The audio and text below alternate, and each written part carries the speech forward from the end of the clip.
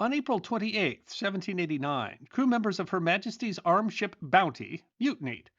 The captain, William Bligh, and 17 men were set adrift. The 25 men left on board included the committed mutineers, some loyal crew members who were held against their will as they were considered necessary to operate the ship, and remaining crew for whom there was no room on the overcrowded open boat with the captain. Among the latter was James Morrison, described in the logs as steady, sober, attentive, good man, 28 years. Morrison had accepted a position that was lower than his rank. He was a master gunner, yet accepted a position as a boatswain's mate, perhaps because he had a desire to sail the South Seas. Morrison didn't participate in the mutiny, but chose to stay aboard rather than risk his life in the open boat. He would later argue in his defense that his intent was to stay aboard and attempt to lead a group to retake the vessel, although no such attempt seems to have been made. When mutiny leader Fletcher Christian decided to take the ship to Pitcairn Island, Morrison was one of 14 men who chose to stay behind in Tahiti.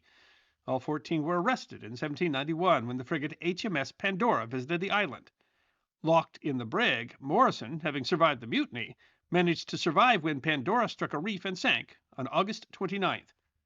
As harrowing as that was, the survivors were then forced to undergo an open boat journey that, ironically, was nearly identical to that taken by Captain Bligh to arrive to the same harbor in which Bligh had, Kupang on the island of Timor.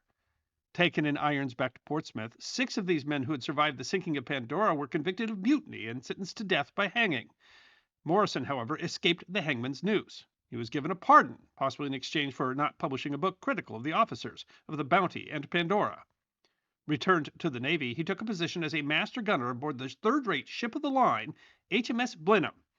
There, having already survived mutiny and shipwreck, he disappeared with the rest of the crew when Blenheim was lost in a storm in 1807.